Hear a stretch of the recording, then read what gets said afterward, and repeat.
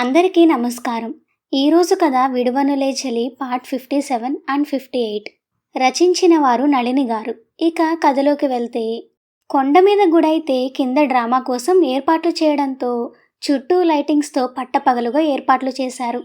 అప్పటికే అక్కడ పెద్దవాళ్ళు చుట్టూ కుర్చీలు బల్లల మీద కూర్చుంటే చిన్నవాళ్ళు నున్నటి నేల మీద చాపలు పరుచుకొని కూర్చున్నారు. అది చూసి ఏముందని ఇక్కడ ఎగేసుకుంటూ వచ్చారో నాకర్థం కావడం లేదు అన్నాడు శ్రావణి వైపు విసిగ్గా చూస్తూ. అబ్బా అన్నయ్య, అసలు ఇంతవరకు ఏం మొదలవకుండానే అలా అంటే ఎలా అని. సతీష్, నువ్వు అన్నయ్య వెళ్ళి మన కోసం కూడా 2 చేపలు తీసుకురండి, పైన అద్దెకు ఇస్తారు కదా అని చెప్పింది హరిత. అలాగే అక్క అని వెళదామా అన్నట్టు చూశాడు బావని సతీష్. అతనెవరో తెలియకపోయినా నువ్వాగు, నేను అభి వెళ్తాం అంది సంజన. వాళ్ల మధ్యలో కొత్తగా ఉన్న ఆమెని ఇందాక నుండి గమనిస్తున్నా కూడా పట్టించుకోలేదు. కాని పరిచయం లేని తనని ఇష్టానికి నువ్వు అని సంబోధించడంతో విచిత్రంగా చూస్తూ, ఎవరు బావా ఈవిడా అని అడిగాడు సతీష్. అతని క్వశ్చన్కి శ్రావణి హరిత కొంచెం కంగారు పడినా, ఎటువంటి కంగారు లేకుండా నీకు అక్క అవుతుందిరా అని చెప్పి అక్క నుండి వెళ్ళిపోతున్న అభిని కళ్ళు ఆర్పకుండా చూస్తుండిపోయారు వాళ్ళిద్దరూ. అక్క అవుతుందా? అలా ఎలా అవుతుంది? అసలు ఆవిడ ఎవరో కూడా నాకు తెలీదు అన్నాడు సతీష్. మాకు మాత్రం తెలుసా, మేం భరించడం లేదా అని. సరేలే పద, మనం ఏదైనా తినడానికి తెచ్చుకుందాం అంటూ వాళ్ళిద్దరినీ అక్కడి నుండి పక్కకు తీసుకువెళ్ళింది హరిత. అభి, నేను నీతో కొంచెం మాట్లాడాలి అంది అతనితో కలిసి మెట్లు ఎక్కుతున్న సంజన. అసలు అందుకే ఆమె తనతో వచ్చింది. చెప్పు సంజు. అది అది ఆమె అలా నాంచడం చూసి మెట్లు ఎక్కేవాడు కాస్త ఆగి ఆమె వైపు తిరిగి, విషయం ఏంటి సంజు అంటూ అనుమానంగా అడిగాడు. తీక్షణంగా తననే చూస్తున్న అతని కళ్ళలోకి చూసి, ఇప్పుడు ఈ విషయం గురించి అడగడం కరెక్ట్ కాదేమో, కొంచెం టైం తీసుకుంటే బెటర్, లేదంటే ఇదంతా నా వల్లే అని తిరిగి నా మీదనే అరుస్తాడేమో అనుకొని పైకి మాత్రం ఏం లేదబి అంటూ అతని చేతిని చుట్టుకుంటూ, నేనిక్కడికి వచ్చిన దగ్గర నుండి మనం ఒకే దగ్గర అయితే ఉన్నాం, కానీ అసలు ఒకరితో ఒకరు టైం స్పెండ్ చేయడం లేదు. అందుకే నిన్ను చాలా మిస్ అవుతున్న ఫీలింగ్ నాకు అంటూ గారంగా మాట్లాడుతూ తనని అతుక్కుపోతున్న ఆమెని చూసి, ఎక్కడ సంజు, నిన్నంతా నేను నీతోనే కదా ఉన్నా, నిన్న రాత్రి వరకు కూడా మనమిద్దరం కలిసి ఉన్నాం కదా, ఇక నేను నీతో టైం స్పెండ్ చేయనిది ఎక్కడా అంటూ సున్నితంగా ఆమె నుండి విడిపించుకున్నాడు తన చేతిని. నిజమే, కానీ నాకెందుకో మనం ఇలా టైం స్పెండ్ చేస్తున్నా కూడా ఆ ఫీల్ రావడం లేదు. అందుకే మనం త్వరగా బెంగళూరు వెళ్ళిపోదాం అభి. అతని చెంప మీద చేయి వేసి చూపుడు వేలితో మెల్లగా నిమిరింది. నిజానికి నాకు కూడా త్వరగా వెళ్ళిపోవాలనే ఉంది సంజు, బట్ చెప్పాను కదా, శ్రావణికి హెల్త్ బాలేదు, అందుకే తను సెట్ అయ్యే వరకు ఇక్కడ ఉండక తప్పదు అని చెప్పాడు అభి. అలా అయితే తనని ఇక్కడే ఉండనివ్వు కొన్ని రోజులు, ఆ తర్వాత వస్తుంది, మనమైతే వెళ్ళిపోదాం అభి అంటూ చాలా కన్విన్సింగ్గా మాట్లాడడం మొదలుపెట్టింది. కానీ ఆమె మాటలకి ఏం రియాక్ట్ అవ్వకుండా 2 నిమిషాలు ఊరుకొని, అలా ఎలా కుదురుతుంది సంజు, తను ఉన్న పరిస్థితికి తనని వదిలేసి అలా ఎలా వెళ్ళిపోతాం, దానికి మా డాడీ ఒప్పుకోరు. అది కాదభి. సంజు, ఈ విషయంలో నో ఆర్గ్యుమెంట్స్. ఒకవేళ నువ్వు ఇక్కడ ఉండలేకపోతే నువ్వు వెళ్ళిపో, నేను తర్వాత వస్తాను అని చెప్పాడు. దాంతో కోపం వచ్చిన సంజు, నో థ్యాంక్స్, నేను కూడా నీతోనే ఉంటాను, ఇక పద అంటూ చిరాకుగా అతని కంటే ముందే పైకి వెళ్ళింది. ఆమెనే చూస్తూ తన వెనకే వెళ్ళాడు అభి. ఆ తర్వాత సంజు ఇంకేం మాట్లాడలేదు. కానీ అసలేంటిది, నేనేమనుకున్నాను, ఇక్కడేం జరుగుతుంది? ఆ రోజు అభి పరిస్థితికి తనని పెళ్లి చేసుకుంటే తను ఆ ప్రాబ్లం నుండి బయటపడతాడు, అలాగే నా ప్లాన్తో తనకి ఆమె ద్వారా ఒక బేబీ వస్తుంది, ఆ తర్వాత తనకు కావలసినంత డబ్బిచ్చి డివోర్స్ తీసుకుంటే మళ్ళీ మేమిద్దరం అలాగే అభి బేబీతో హ్యాపీగా ఉండొచ్చు, అప్పుడైతే అభికి ఇష్టమైన పిల్లలు తనకి ఉంటారు, మేం కూడా హ్యాపీగా ఉండొచ్చు అనుకుంటే, ఇదేంటి కథ అడ్డం తిరిగి ఎటువైపు పోయేలా ఉంది అని ఆలోచిస్తూ, ఒకవేళ అభికి తన మీద లవ్ కానీ పుడుతుందా అని అనుకోగానే, నో, అలా జరగడానికి వీల్లేదు, అభి దగ్గర నా స్థానం పోయేలా అయితే అసలు పిల్లలు లేకపోయినా పర్లేదు, కానీ ఎలాగోలా ముందు వాళ్ళిద్దరినీ దూరంగా ఉంచాలి, లేదంటే చాలా ప్రాబ్లం అయిపోతుంది అని తను ఆలోచిస్తూ ఉండగానే తిరిగి కిందకి కూడా వచ్చేశారు వాళ్ళు. అప్పటికే అన్నీ కొనుక్కొని తినడానికి పెద్ద దుకాణమే తెచ్చిన చెల్లిని చూసి తల కొట్టుకుంటూ, ఇవన్నీ ఈ రాత్రికేనా? లేదంటే రోజూ ఇదే పనిలో ఉందామని తెచ్చావే నువ్వు? అని అడిగాడు చిరాకుగా అభి. ఈ రోజుకేరా, కానీ ఏం చేయను? అక్కడ అన్నీ నాకిష్టమైనవే ఉన్నాయి. అందుకే అన్నీ తెచ్చేశాను. పైగా మనం చాలా మంది ఉన్నాం కదా! అంటున్న ఆమె మాటల్ని వింటూ ఇరిటేట్ అవుతూ తల పక్కకి తిప్పి చూసిన సంజనకి అక్కడికి కొంచెం దూరంలో కనపడ్డాడు గోపి. వీడా? నిన్న ఎంత ఏడిపించాడు? చెప్తాను వీడి పని అనుకుంటూ ఉండగా అతని చూపులో ఏదో తేడాని పసిగట్టి అతను చూస్తున్న వైపు చూసింది అనుమానంగా సంజు. చాలా రోజుల తర్వాత, ముఖ్యంగా పెళ్లి తర్వాత సడన్గా కనబడిన శ్రావణినే చూస్తూ ఉన్నాడు అతను దూరం నుండి. కొద్దిగా తనలో వచ్చిన చేంజెస్ తెలుస్తుంటే అభి చెప్పినట్టు మెయింటైన్ చేస్తున్న ఆమెలో ఇంకా కొద్దిగా అందం కూడా మెరుగుదిద్దుకోవడంతో అతని కళ్ళకి భూప్రపంచంలో అందమైన అమ్మాయి అంటే శ్రావణి అనేలా అనిపిస్తుంది తనకి. అతని చూపు శ్రావణి మీద ఉండడం చూసి కళ్ళు పెద్దవి చేసుకుంటూ, వీడేంటి దానివైపు చూస్తున్నాడు? అంత నచ్చిందా వాడికి? అయినా దీనిలో అంతలా స్పెషాలిటీ ఏముందని ఓ తెగ చూసేస్తున్నాడు? శ్రావణి వైపు చిరాకుగా చూస్తూ, నా అందంలో సగం కాదు కదా, కనీసం నా కాలి గోటికి కూడా సరిపోదు. ఓ స్టైల్ లేదు, ఓ డ్రెస్ సెన్స్ లేదు. మరి ఏముందని దాన్ని అంతలా పట్టి పట్టి చూస్తున్నాడు? మరి అంత అందంగా ఉన్న నాతో ఏమో నిన్న గొడవ పడ్డాడు. అసలైన వీడే కాదు, అభి కూడా దీనికి అంతలా ఎందుకు అట్రాక్ట్ అయ్యాడు? వీళ్ళకి దీనిలో అంతగా ఏం కనిపిస్తుంది? అనుకొని, ఉఫ్, అయినా నేనేంటి ఇలా ఎందుకు ఆలోచిస్తున్నాను? ఇవన్నీ నాకెందుకు? నాకేం కావాలో అది మాత్రమే నేను చూసుకోవాల్సింది అనుకొని, ముందు దీని మీద వాడి ఇంట్రెస్ట్ ఏంటో చూడాలి. ఏదో ఉంది, లేకపోతే వాడి మొహం అంతలా ఎందుకు వెలిగిపోతుంది? అనుకుంటూ వాళ్ళని గమనిస్తూ ఉండగా ఇంతలో చాపలు పరిచి అందరూ కూర్చోవడంతో, సంజు నువ్వు కూడా కూర్చో అన్నాడు అభి. తన ఆలోచనలో ఉన్న ఆమెకి అతని మాట వినబడకపోవడంతో మళ్ళీ సంజు అని పిలిచాడు. దాంతో ఆ అభి అంది ఉలిక్కిపడి. కూర్చో ముందు అని, తర్వాత ఇక్కడా అంది చిరాకుగా. హా, ఇక్కడే బాగుంటుంది, కూర్చో. అందరూ కూర్చున్నారు కదా. బట్ అభి, ఇంతమందిలో కూర్చుంటే నాకు అసలు ఊపిరాడదు అని చెప్పింది అక్కడ కూర్చోవడం ఇష్టం లేక. మరెందుకు వెళ్దామన్నావు? నీకు తెలుసు కదా ఇక్కడ ఇలాగే ఉంటుంది అని. హా, పోనీ మనిద్దరం వెళ్ళి అక్కడ గుడిమెట్లకి కట్టిన గోడ ఉంది కదా, అక్కడ కూర్చుందాం రా అభి. నో సంజు, కూర్చుంటే ప్రమాదం. ఎందుకు? అది ఈ ప్లేస్కి కొంచెం దూరంలో ఉంది కదా, పైగా కొంచెం లైట్ కూడా తక్కువ ఉంది. సో పాములుంటాయి అక్కడ. అమ్మో, పాములా? హా, పాములే. అందుకే ఇక్కడ కూర్చోవడమే మంచిది. అయినా ఇక్కడ ఇంత ఖాళీ ప్లేస్ ఉండడం వల్ల గాలి బాగా వీస్తుంది. కాబట్టి నీకలాంటి ఫీలింగేం ఉండదు, కానీ కూర్చో నువ్వు. లేట్ చేస్తే ఆ ప్లేస్ కూడా ఖాళీ ఉండదు అన్నాడు. ఓ గాడ్, ఎక్కడ ఇరుక్కున్నాను నేను అని తిట్టుకుంటూ, నేను నీ పక్కనే కూర్చుంటాను అంటూ అభి దగ్గరికి వచ్చింది. ఆ వచ్చే ప్రాసెస్లో ఒక ఆమె చేయి తొక్కడంతో ఆమె లబోదిబో అంటూ తిట్లు తగులుకుంది సంజనని. దాంతో ఆవిడకి క్షమాపణ చెప్పి శాంతింపజేయడానికి తల ప్రాణం తోకకు వచ్చింది అభికి. అబ్బా, అసలు వీళ్ళేం మనుషులబ్బి, ఇలా గొర్రెల్లా అరుస్తున్నారు అంది చిరాకుగా సంజు. షటప్ సంజు, పల్లెటూరు వాళ్ళైనంత మాత్రాన వాళ్ళని అలా మాట్లాడడం ఏం బాలేదు. మనం ఉంటున్న సిటీలో మనల్ని ఎవరైనా కొట్టిపోతున్నా కూడా ఎవరూ పట్టించుకోరు. కానీ ఇక్కడ అలా కాదు. ప్రతి ఒక్కరిని పేర్లతో కాకుండా వరుసలతో పిలుచుకుంటూ ఒకరికొకరు ఎప్పుడూ తోడుగా ఉంటారు. ఎదుటివారి బాధల్ని సంతోషాల్ని పంచుకుంటూ అందరూ కలిసిమెలిసి ఉంటారు. అయినా పల్లెటూరు వాళ్ళని నీకంత చిన్న చూపు ఉందంటే మరి నా ఊరు కూడా ఇదే. నన్ను కూడా అలాగే అనుకుంటున్నావా అంటూ సీరియస్ అవుతున్న అభిని చూసి, నూను అభి, నేను అలా అనడం లేదు, సారీ అంది చిన్నగా. It's okay. ఇంతలో వెనక నుండి వాళ్ళని కూర్చోమని అరుపులు వినబడటంతో తనతో కలిసి కింద కూర్చున్నాడు అభి. అతనికి ఎడమవైపు శ్రావణి ఉంటే కుడివైపు చుట్టూ ఉన్న వాళ్ళని చిరాకుగా చూస్తూ కూర్చొని ఉంది సంజు. ఇక సతీష్, హరిత అయితే పూర్తిగా మాటల్లో మునిగిపోగా కాసేపట్లో మొదలుపెట్టారు డ్రామా వేయడం. దాంతో అప్పటి వరకు గజిబిజిగా మాట్లాడుతున్న అందరూ ఒక్కసారిగా నిశ్శబ్దమై డ్రామా చూడ్డం మొదలుపెట్టారు. నిజానికి తనకి కూడా అక్కడికి రావడం ఇష్టం లేకపోయినా చెల్లెలి కోసం తప్పక వచ్చిన అభి ఒకసారి చుట్టూ చూసి అందరూ కనురెప్ప వేయకుండా డ్రామా చూడ్డం చూసి శ్రావణి వైపు చూశాడు.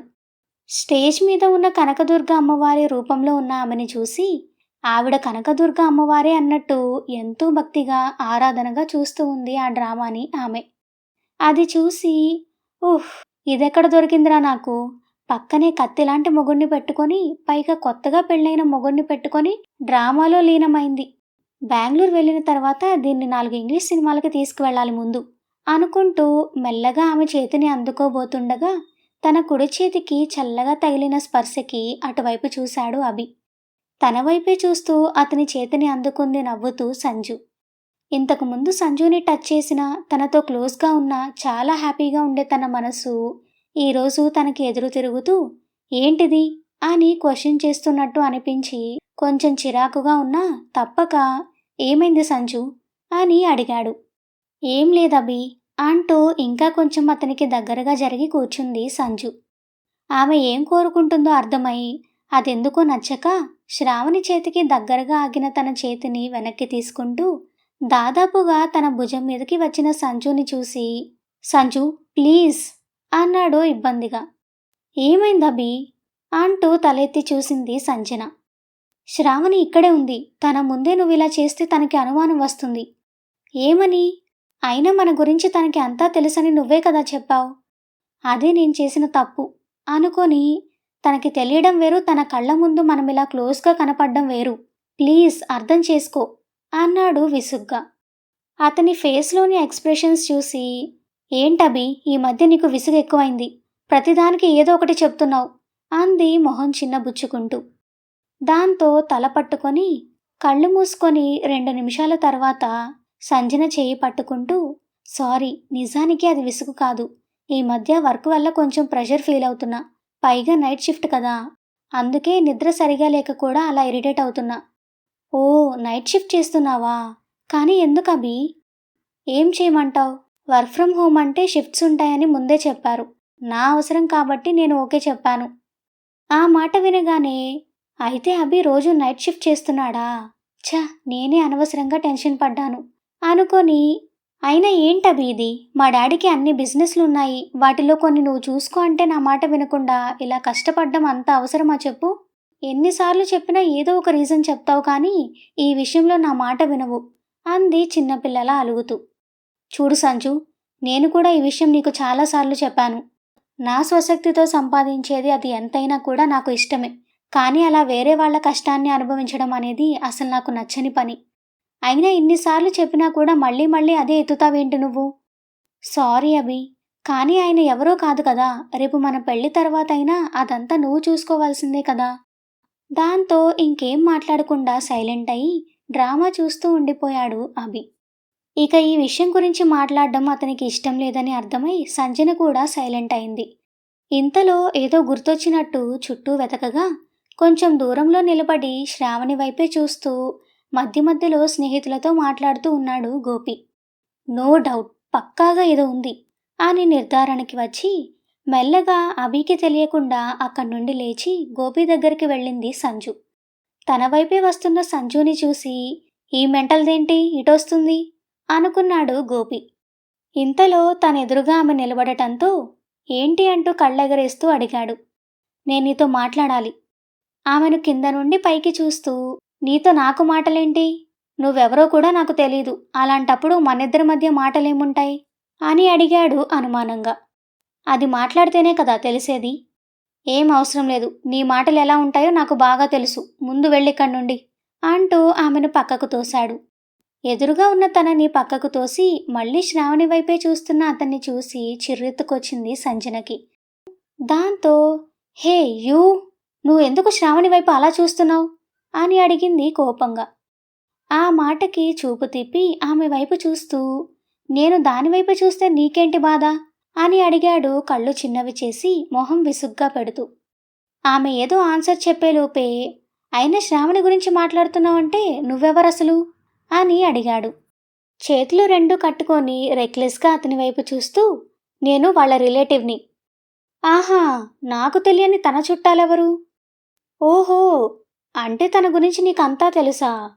తెలుసు, ఒక్క నువ్వు తప్ప.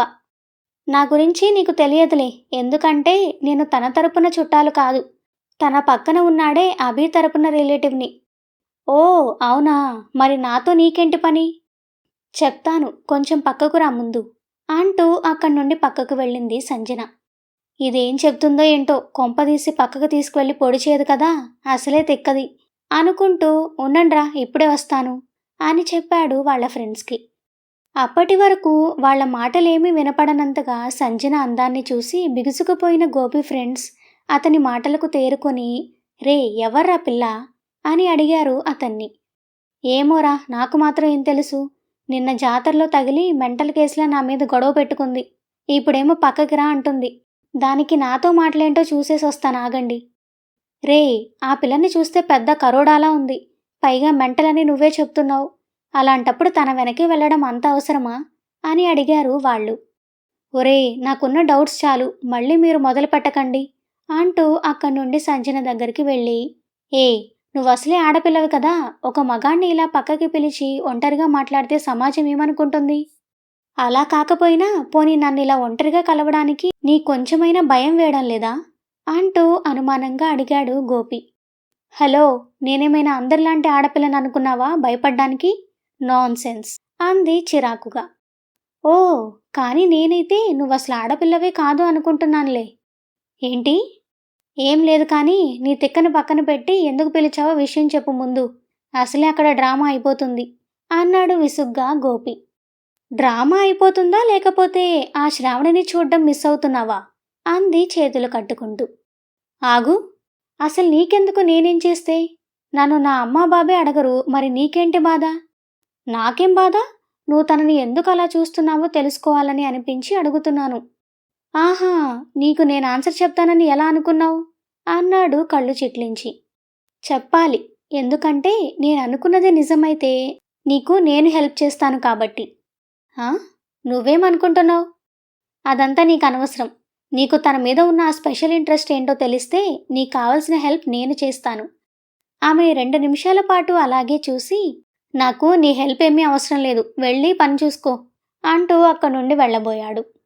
నువ్వు చెప్పకపోయినా నాకు తెలుసు నీకదంటే ఇష్టమని అంది సైడ్ స్మైల్తో.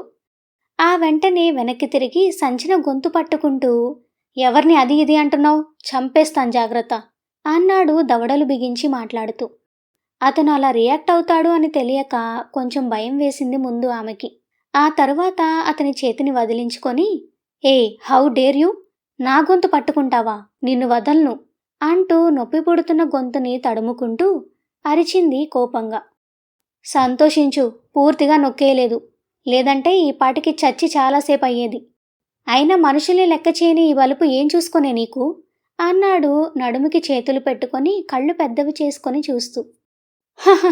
నన్ను చంపేస్తావా, నన్ను అంటూ సడన్గా నవ్వడం ఆపేసి, అసలు నేనెవరో తెలుసా అంటూ ఇంకా ఏదో చెప్పబోతున్న ఆమెని మధ్యలో ఆపేసి, ఏహే ఆపు, నువ్వెవరైతే నాకేంటి, నాలాంటి భయం లేని అలాగే దేని మీద ఆశ లేని వాడికి నువ్వెవరైనా నాకు పెద్ద తేడా ఏముండదు, కాబట్టి నాకు దూరంగా ఉండు, లేదంటే నా చేతిలో చచ్చి శవమై ఇంటికి వెళ్తావు, జాగ్రత్త అంటూ అక్కడి నుండి వెళ్ళిపోయాడు. వీడికి తిక్కగానే ఉందా? అరే, ఒక పక్క నీ మనసులో ఉన్నది చెప్తే నేను నీకు హెల్ప్ చేస్తాన్రా బాబు అంటుంటే అది వదిలేసి నువ్వెవరైనా నాకేం భయం లేదు అంటూ వార్నింగ్ ఇచ్చి వెళ్తున్నాడు. ఒకవేళ నేను కాని పొరపాటు పడ్డానా అంటూ నుదురు రుద్దుకుంటూ కళ్ళు మూసుకున్న సంజు గోపి శ్రావణి వైపు చూసే చూపులో తేడాని మళ్ళీ గుర్తు చేసుకొని వెంటనే కళ్ళు తెరుస్తూ, నో, నేను కరెక్ట్గానే ఆలోచిస్తున్నాను, వీడికి అదంటే చాలా చాలా ఇష్టం. ఒక మగాడు ఆడదాన్ని చూసే చూపులో చాలా అర్థాలు ఉంటాయి, అవి ఆడవాళ్ళు అర్థం చేసుకున్నట్టు ఇంకెవరూ అర్థం చేసుకోలేరు. అలాంటప్పుడు నేను ఈ విషయంలో పొరపాటు పడే ఛాన్స్ లేదు, కానీ వీణ్ణి ఒప్పించడం ఎలా అని ఆలోచిస్తూ అక్కడి నుండి అభి దగ్గరికి వెళ్ళింది. శ్రావణి నడుము చుట్టూ చేయి వేసి దగ్గరికి తీసుకొని ఆమెని రాసుకుంటూ కూర్చున్న అభి, ఇంతమందిలో ఇలా చాటుగా నిన్ను టచ్ చేస్తుంటే చాలా బాగుంది అని చెప్పాడు నడుము మీద ఉన్న చేతితో మృదువుగా నిమురుతూ. చిన్నగా మాట్లాడండి, అయినా ఇక్కడ ఎంతమంది ఉన్నారో చూశారుగా, అది మాత్రమే కాదు, నా పక్కన మీ చెల్లెలు మా తమ్ముడు కూడా ఉన్నారు, కాబట్టి వదిలేయండి అభి గారు అంటూ కళ్ళు చిన్నవి చేసి బ్రతిమలాడింది మెల్లగా. నో, నువ్వు కొంచెం వెనక్కి జరుగు, అప్పుడెవరికీ కనబడదు, అంతేకాని నన్ను కాదు అంటే ఇప్పుడే ఇంటికి వెళ్లాల్సి వస్తుంది, జాగ్రత్త. అబ్బా అంటూ చిన్నగా కొంచెం వెనక్కి జరిగి అభి పక్కన అతనికి చాలా దగ్గరగా కూర్చుంది కంగారు పడుతూనే. వెరీ గుడ్ అంటూ ఆమె నడుము మీద ఉన్న తన చేతిని భుజం మీదకి మెల్లగా వేస్తూ కంగారుగా తన వైపు చూసిన ఆమెకి ఏంటి అని కళ్ళెగరేశాడు. వద్దు అన్నట్టు తల అడ్డంగా ఊపింది ఆమె ఏడుపు మొహంతో. కుదరదు అంటూ తను కూడా తల అడ్డంగా ఊపి ఆమె మెడ పట్టుకొని తన వైపుకు తెచ్చుకోబోతుండగా అప్పుడే వస్తున్న సంజుని చూసి అభిగారు ఆ అక్కొస్తుంది అని చెప్పింది కంగారుగా శ్రావణి. వస్తుందా? ఎక్కడి నుండి? అంటూ అటువైపు చూసిన అతనికి గుడి మెట్ల వైపు నుండి వస్తున్న సంజు కనబడటంతో సంజు తనిక్కడే ఉండాలి కదా, ఎప్పుడు అటు వెళ్ళింది అనుకొని శ్రావణి భుజం మీద ఉన్న చేతిని తీసేసి ఎక్కడికి వెళ్ళావు సంజు ఇప్పటి వరకు అని అడిగాడు దగ్గరికి వచ్చిన ఆమెని. అతని క్వశ్చన్కి ముందు కొంచెం తడబడినా తర్వాత కొంచెం ఫ్రెష్ ఎయిర్ కోసం పక్కకు వెళ్ళానబ్బి అంటూ వచ్చి అతని పక్కన కూర్చుంది సంజు. అది నిజమే అనుకొని ఇక దాని గురించి వదిలేశాడు అభి. అభి నమ్మాడు అని అర్థమై ప్రశాంతంగా ఊపిరి తీసుకుంటూ మళ్ళీ గోపి వైపు చూసింది. తన ఫ్రెండ్స్తో మాట్లాడుతూ కనబడ్డాడు అతను. వీడి మనసులో ఏముందో తెలుసుకోవడం ఎలా అని ఆలోచిస్తున్న సంజుకి కాసేపటికి ఏదో ఐడియా రావడంతో నాకు వాటర్ కావాలి అని అడిగింది. వాటరా? ఇక్కడ బాటిల్స్ ఉంటాయో లేదో సంజు, వెయిట్ చూసేసి వస్తానుండు అంటూ పైకి లేచాడు అభి. అతను లేవడం చూసి ఎక్కడికి అభి గారు అని అడిగింది శ్రావణి. ఎక్కడికి లేదులే అంటూ అక్కడి నుండి పక్కకి వెళ్ళాడు అభి. దాంతో పెదవుల మీదకి చిరునవ్వు రాగా శ్రావణి వైపు చూసి చిన్నగా నవ్వుతూ తన పక్కకి జరిగింది కొంచెం. హాయ్, నేను వచ్చినప్పటి నుండి నీతో అసలు మాట్లాడడం అవ్వలేదు. నా పేరు సంజు. చిన్నగా నవ్వి తెలుసక్క అంది శ్రావణి. అక్క అంది మొహమంతా అదోలా పెట్టుకుంటూ. హా అవును, నువ్వు నన్ను అలా పిలవాల్సిన అవసరం లేదు, సంజన అని పిలువు చాలు అని చెప్పింది విసుగ్గా. కానీ మా ఊర్లో అలా పెద్దవాళ్ళని పేరు పెట్టి పిలవరక్క. అబ్బా మళ్ళీ అక్క అంటూ తల పట్టుకొని, చూడు నేను నీకంటే 10 సంవత్సరాలు పెద్ద కాదు, జస్ట్ ఒక 2-3 ఇయర్స్ పెద్ద ఉంటానంతే. ఎలా అయినా పెద్దవాళ్లే కదా. ఉఫ్, ఇది ఇంత పల్లెటూరుదేంటి అనుకుంటూ సరేలే నేను నీకో విషయం చెప్పాలి అని అంది. చెప్పండి. దాంతో అభి వెళ్ళిన వైపు చూసి అతను రావట్లేదని కన్ఫర్మ్ చేసుకున్న తర్వాత అక్కడ ఉన్నాడే ఒకడు అంటూ కొంచెం దూరంలో నిలబడి ఫ్రెండ్స్తో మాట్లాడుతున్న గోపిని చూపించి, వాడు పదే పదే నీ వైపే చూస్తున్నాడు తెలుసా అని చెప్పి ఆమె వైపు చూసింది. గోపిని అక్కడ చూసి శ్రావణి కళ్ళు భయంతో పెద్దవి కాగా ఆమె కళ్ళలో ఆ భయాన్ని చూసిన సంజన, ఎస్ నేననుకున్నది కరెక్ట్, వీళ్ళిద్దరి మధ్యలో ఏదో ఉంది, అందుకే వాడు దీని మీద స్పెషల్ ఇంట్రెస్ట్ చూపిస్తున్నాడు అనుకొని పైకి మాత్రం ఏమైంది, ఎందుకు అలా అయిపోయావు అని అడిగింది. ఆమె మాటలకి తేరుకుంటూ ఏం లేదు అంటూ తన చూపు తిప్పుకుంది శ్రావణి. ఏం లేకపోతే ఎందుకు అంత ఆశ్చర్యంగా చూశావు, నిజం చెప్పు, ఏమైంది, నీకు వాడు తెలుసా అని అడిగింది ఆరాగా. ఆహా నాకు తెలీదు.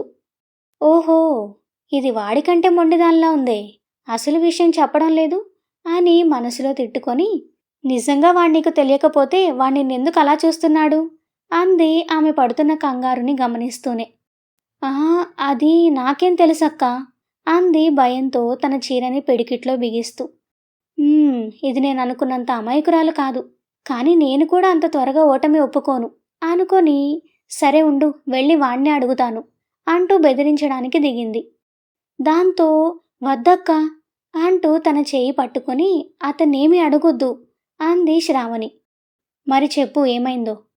అది అది అబ్బా నేను వింటున్నాను, నువ్వు నాంచకుండా అసలు విషయం చెప్పు అంది విసుక్కుంటూ. అతను ఇంతకు ముందు నన్ను అల్లరి చేయాలని చూశాడు, అందుకే నాకు అతనంటే భయం అని చెప్పేసింది టక్కున. ఓ, అంటే దీనికి హిస్టరీ చాలా ఉందన్నమాట. వాడు దీన్ని ఏడిపించాలని చూసిన వాడైతే దీన్ని కొంచెం రెస్పెక్ట్ లేకుండా మాట్లాడితేనో ఒప్పుకోలేదు, మరి ఇదేమో ఇంకోలా చెప్తుంది అని ఆలోచిస్తూ, ఏమోలే అసలు విషయమైతే తెలిసింది అది చాలు అనుకుంటూ ఇంతలో అభి రావడం చూసి మళ్ళీ తన ప్లేస్లో కూర్చుంది సంజు. సంజు బాటిల్స్ లేవక్కడ, ఇవిగో ఇవి మాత్రమే ఉన్నాయి అంటూ తన చేతిలో ఉన్న వాటర్ ప్యాకెట్స్ ఇచ్చాడు ఆమెకి. థ్యాంక్ యూ అభి అంటూ అతని చేతిలో ప్యాకెట్ తీసుకొని ఆలోచిస్తూ ఆ వాటర్ తాగింది. ఇంకా 2 ప్యాకెట్స్ ఉండడంతో నువ్వు తాగుతావా అని అడిగాడు శ్రావణి పక్కన కూర్చుంటూ. కానీ అప్పటికే ఆమెకి ఒళ్ళంతా చెమటలు పట్టి ఊపిరి ఆడకపోవడంతో అభి చేతిని పట్టుకొని నన్ను ఇంటికి తీసుకువెళ్ళిపోండి అభి గారు అని అడిగింది కంగారుగా. ఆమెలో కంగారుని అనుమానంగా చూస్తూ, హా సరే, కానీ ఇప్పటి వరకు బాగానే ఉన్నావు కదా, సడన్గా ఏమైంది అని అడిగాడు ఆమె చుట్టూ చేయి వేస్తూ. వాళ్ళిద్దరి మాటలు వింటున్న సంజన అభి అలా తనని ప్రేమగా దగ్గరికి తీసుకోవడం చూసి కోపంగా, ఏమైంది నీకు ఉన్నట్టుండి అని అడిగింది చిరాకుగా. ఆమె గొంతులో విసుగుకి కోపంగా తన వైపు చూసిన అభిని చూసి, అదే అభి, తనకి ఏమైందో అర్థం కాక అడుగుతున్నాను. నేను తెలుసుకుంటాను, బట్ ముందు ఇక్కడి నుండి వెళ్ళాలి అంటూ హరి, సతీష్ అంటూ పూర్తిగా డ్రామాలో లీనమైన వాళ్ళని పిలిచాడు. ఏంట్రా, మీ వదిన ఇంటికి వెళ్దాం అంటుంది, పదండి వెళ్దాం. అప్పుడేనా, ఇంకా సగం ఉందిరా, బట్ తనకి హెల్త్ బాలేదు అంటూ చెల్లెలికి శ్రావణి పరిస్థితి గురించి సైగ చేశాడు కళ్ళతో. దాంతో ప్రెజెంట్ ఆమె ప్రెగ్నెంట్ అన్న విషయం గుర్తువచ్చి, ఓకే పదండి వెళ్దాం అంటూ తనే ముందు లేచింది. సతీష్ కూడా లేచి వాళ్ళ అక్కకి చేయి ఇచ్చి పైకి లేపుతూ, ఏమైందక్క అని అడిగాడు. ఏం లేదురా, నాకు నిద్రొస్తుంది అందుకే. సరే వెళ్దాం అంటూ అందరూ కలిసి ఆ చీకట్లో మళ్ళీ ఇంటికి బయలుదేరారు. ఛ, ఈ ముద్ద అప్పుడే ఇంటికి అంటుంది, అక్కడికి వెళ్ళి ఇది అభితో కలిసి ఒకే రూమ్లో ఉండొచ్చు అని అలా అనుంటుంది అని తిట్టుకుంటూ వాళ్లతో పాటే వెళ్ళింది సంజన. వెళుతున్న వాళ్ళని చూసి, ఏంటి అప్పుడే వెళ్ళిపోతున్నారు, ఏమై ఉంటుంది అనుకున్నాడు గోపి. ఇంటికి వెళ్ళిన తర్వాత సతీష్ని కూడా ఇంటికి రమ్మన్నారు. కానీ తమ ఇల్లు కూడా దగ్గరే కావడంతో, వద్దులే బావా వెళ్తాను అని అక్కకి జాగ్రత్త అని చెప్పి అక్కడి నుండి వెళ్ళిపోయాడు సతీష్. బయట పడుకున్న వాళ్ళు డిస్టర్బ్ అవ్వకుండా తమ దగ్గర ఉన్న తాళంతో లాక్ ఓపెన్ చేసి లోపలికి వెళ్ళగా, హరి, శ్రావణి కోసం పాలు వేడి చేసి తీసుకురావే అని చెప్పాడు అభి. అలాగే అన్నయ్య అంటూ కిచెన్లోకి వెళ్ళింది ఆమె. కుండలోని చల్లని నీళ్లు తెచ్చి శ్రావణికి ఇచ్చి తాగమని తన పాకెట్లో ఉన్న హ్యాంకీ తీసి ఆమె మొహానికి ఉన్న చెమటలు తుడిచి, ఇప్పుడెలా ఉంది అని అడిగాడు అభి. కొంచెం మంచినీళ్లు తాగిన తర్వాత తేరుకున్నట్టు అనిపించింది. పైగా గోపి వల్ల కలిగిన భయం కూడా పోవడంతో నేను బాగానే ఉన్నాను అని చెప్పింది చిన్నగా. అదంతా అక్కడే ఉండి చూస్తున్న సంజు అభి చేస్తున్న హడావుడికి, ఇప్పుడు తనకి ఏమైందని అభి అంతలా కంగారు పడుతున్నావు అని అడిగింది కోపంగా దవడలు బిగించి మాట్లాడుతూ. దాంతో ఆమె వైపు తిరిగి, చెప్పాను కదా సంజు, తనకి హెల్త్ బాలేదని, అయినా నువ్వు ఇంకా ఇక్కడ ఎందుకున్నావు, చాలా లేట్ అయింది, వెళ్ళి పడుకో అని చెప్పాడు. మరి నువ్వు? శ్రావణి పాలు తాగిన తర్వాత నేను శ్రావణి తీసుకొని పైకి వెళ్తాను. ఆ మాట విని, అదే అదే దానికి కావాల్సింది కూడా, అందుకే ఇదంతా అని లోపల తిట్టుకుంటున్న ఆమెని చూసి, ఏం ఆలోచిస్తున్నావు సంజు, వెళ్ళు అన్నాడు అభి. దాంతో అభి చేతిని పట్టుకొని, అభి, ఈరోజు నువ్వు కూడా నా రూమ్లో పడుకోవా ప్లీజ్, ఈ ప్లేస్ కొత్తగా ఉండి రాత్రి నాకు ఎంత భయంగా అనిపించిందో తెలుసా అని అడిగింది గారంగా. కానీ సంజు, శ్రావణి ప్లీజ్ అభి, నాకు భయంతో నిద్ర పట్టడం లేదు. దాంతో శ్రావణి వైపు చూశాడు అభి.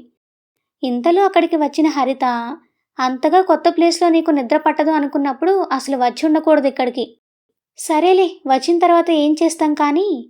అభి చేతికి గ్లాస్ ఇచ్చి అతని చేతిని పట్టుకున్న సంజన చేతిని విడిపించి, నీకంత భయంగా ఉంటే నీకు తోడు నేనుంటానులే, వాణ్ణి వదిలే, దానికిప్పుడు మా అన్నయ్య అవసరం చాలా ఉంది అంటూ వచ్చి వాళ్ళిద్దరి మధ్యలో నిలబడింది. ఆమెని కోపంగా చూస్తూ, నో థ్యాంక్స్, నీకంత కష్టం ఏం అవసరం లేదు, అభి వస్తాళ్లే అంది సంజన. రాడని నేను చెప్తున్నాను కదా అని అరిచింది హరిత. హరి చిన్నగా అన్నాడు అభి.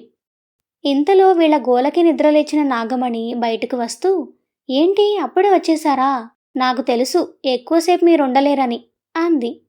అదేం లేదు పిన్ని, శ్రావణికి నిద్రొస్తుందంటేను వచ్చేశాం. అవునా, సరేలే, ఇక వెళ్ళి పడుకోండి. సరే అమ్మా అని పద అంది సంజన వైపు చూస్తూ హరిత. దాంతో కోపంగా ఆమె వైపు చూస్తూ గట్టిగా అడుగులు వేస్తూ తన గదిలోకి వెళ్ళి గట్టిగా డోర్ క్లోజ్ చేసుకుంది సంజన. ఎందుకే తన్ని ఇరిటేట్ చేస్తావు? ఏమో, నాకు తన్ని చూస్తేనే తెలియని ఆవేశం వస్తుందిరా అని. సరే మీరు పైకి వెళ్ళండి, నేను డోర్ వేస్తాను అని శ్రావణి పాలు తాగిన తర్వాత తనని తీసుకొని అభి పైకి వెళ్ళాక డోర్ క్లోజ్ చేసి, ఇక నువ్వు వెళ్ళి పడుకోమ్మా అని తల్లికి కూడా చెప్పి తన గదిలోకి వెళ్ళిపోయింది హరిత. శ్రావణి ద్వారా గోపి శ్రావణిల మధ్య ఏముందో తెలుసుకున్న సంజన ఇకపై ఏం చేయబోతుంది? అభి శ్రావణిలను విడగొట్టడానికి ఎలాంటి ప్రయత్నాలు చేస్తుంది? తెలుసుకోవాలి అంటే నెక్స్ట్ ఎపిసోడ్ కోసం వెయిట్ చేయండి. ఇప్పటి వరకు మా ఛానల్ని సబ్స్క్రైబ్ చేసుకోకపోతే వెంటనే సబ్స్క్రైబ్ చేసుకోండి. అలాగే స్టోరీ మీకు నచ్చినట్లయితే వీడియోని తప్పకుండా లైక్ చేసి మీ ఒపీనియన్ని కామెంట్ చేయండి. అలాగే మీ ఫ్రెండ్స్ అండ్ ఫ్యామిలీకి షేర్ చేయండి. Thank you for listening.